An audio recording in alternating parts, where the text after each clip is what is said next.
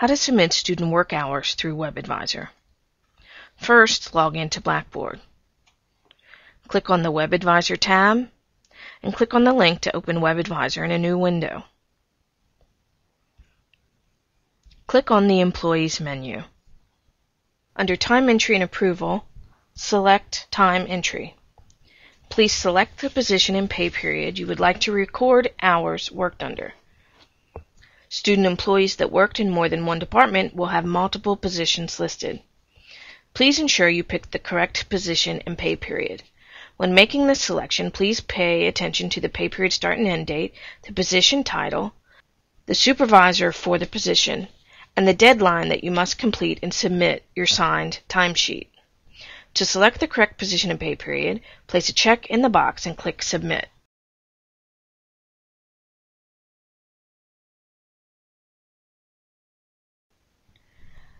The time entry page will open.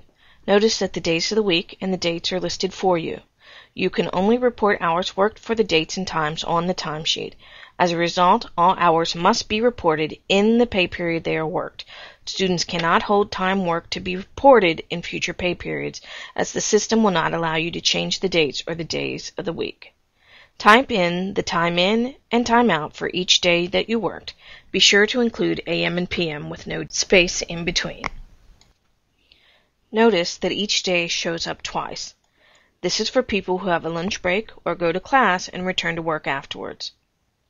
Also, you can go in and out of this screen as much as you like during the pay period, as long as you do not sign the time card by checking the electronic signature box.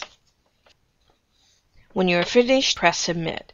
If you do not click Submit, Webadvisor will not save the hours that you have recorded for this pay period. If you typed in something that Webadvisor doesn't like, it will give you a message stating what is wrong. In this case, there should be no space between the AM and PM. Fix what is incorrect and click Submit.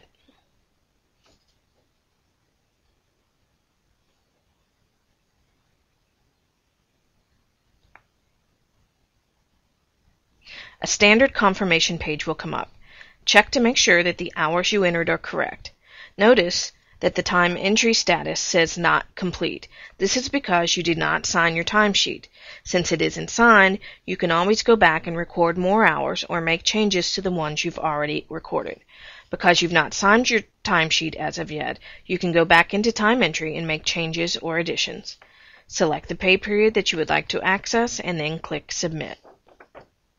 Always pay attention to the pay period and position you are selecting to ensure that you're recording hours worked for the correct position. All the hours you have previously added are still there. You now make the necessary corrections. When you are ready to turn in your timesheet, check this box to put your electronic signature on it and click Submit. Make sure that you sign the timesheet at the end of each pay period by the date and time indicated. If you fail to do this, your time will not be sent to payroll and the pay will not be generated. Again, a confirmation page will come up. Now notice that the time entry status says complete. Your hours have been sent to your supervisor for approval, and you can no longer go into this pay period and make changes. Click OK when you're finished. At this time, your information has been moved to your time history screen. You can review any previous pay periods run under this system from this link. Choose the year you would like to access and click Submit. You can select which pay period and position you would like to review. Press Submit after you've selected one. The time history page will open. You can now review how many hours you worked for the specified period. You can also print this for your records by clicking File, then Print, and selecting Landscape Format. Here are some other things that you need to keep in mind. The annual leave, sick, other time hours, and other time types columns do not apply to student employees. If you enter time using any of these options, you will not be paid for those hours. Also, as I previously mentioned, 2 lines for each day appear automatically. To enter more than 2 lines for a day, you can insert another line by clicking on the Insert Line box. This may be necessary if you work in the same job 3 times in one day. For example, you work in the morning, you go to lunch, you work in the afternoon, you leave to go to class, and then you come back and work again in the afternoon. You will need to insert another line to add that third set of hours.